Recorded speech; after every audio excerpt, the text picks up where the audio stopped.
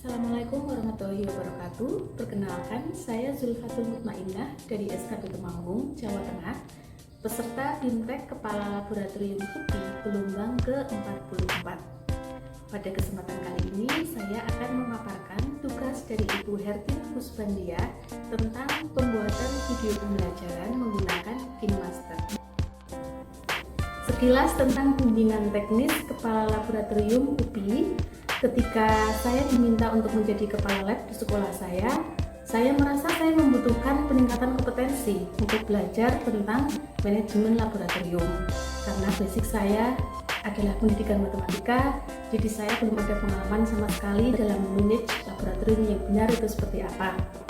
Kemudian saya mencari informasi melalui website, sehingga saya dapatkanlah website BIMTEK UPI, di mana di sana dapat informasi yang lengkap tentang gelombang-gelombang berapa saja yang masih dibuka, sistem pembelajarannya di gelombang tersebut apakah online atau offline.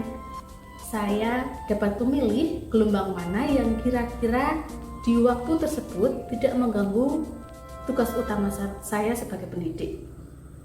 Sehingga saya mendaftarlah di gelombang ke-44 dengan menggunakan pembelajaran secara online. Pembelajarannya juga tidak full online sebenarnya, karena ada asinkronusnya. Jadi ada dua metode, sinkronus dan asinkronus. Untuk yang sinkronus itu kami mengikuti Zoom di hari Sabtu dan Minggu selama kurang lebih 1 bulan untuk pemberian materi dan tugas. Sementara di hari Senin sampai dengan Kamis kami harus menyelesaikan penugasan yang telah diberikan saat Zoom sebelumnya. Penugasan di hari Sabtu harus kami selesaikan dan kami kumpulkan di LMS pada hari Selasa. Sedangkan penugasan di hari Minggu harus sudah kami kumpulkan atau kami submit di LMS pada hari Kamis.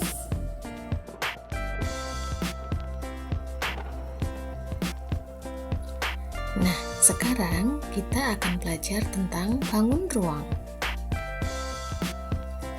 Setelah mempelajari tentang bangun ruang, diharapkan kalian dapat menjelaskan sifat-sifat berbagai bangun ruang, mengamati bangun ruang dari berbagai sudut pandang, dan mengukur bangun ruang secara tepat. Tapi sebenarnya bangun ruang itu apa?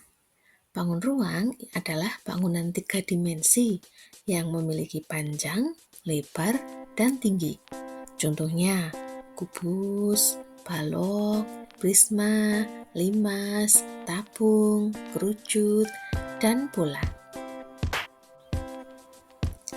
Bangun ruang sendiri memiliki beberapa sifat, antara lain yang pertama, memiliki volume.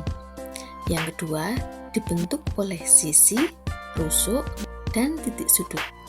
Bentuknya dapat berupa prisma, limas, tabung, kerucut, dan bola, serta dapat dihitung luas permukaannya dan volumenya.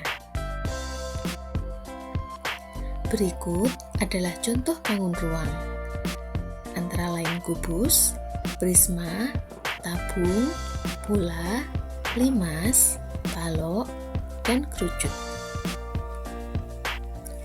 Setiap bangun ruang pasti terdiri dari satu sisi, yaitu bidang pembentuk bangun ruang.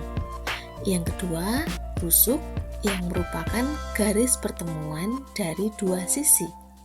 Kemudian, titik sudut yaitu titik pertemuan 3 atau lebih rusuk pembentuk bangun ruang.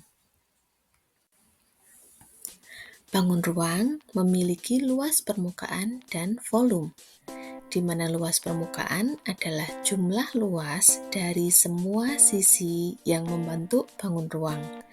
Kemudian volume adalah isi bangun ruang atau ruangan yang ditempati oleh bangun ruang.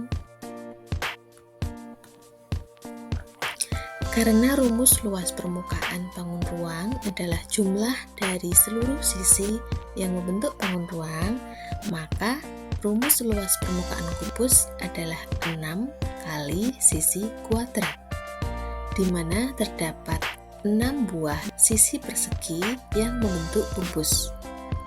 Kemudian untuk balok, rumus luas permukaannya adalah panjang dikali lebar dikali tinggi. Sementara untuk bangun tabung, luas permukaannya dapat dihitung dengan menggunakan rumus pi r kuadrat dikali tinggi. Kemudian untuk rumus luas permukaan pula ialah 4/3 dikalikan pi r pangkat 3.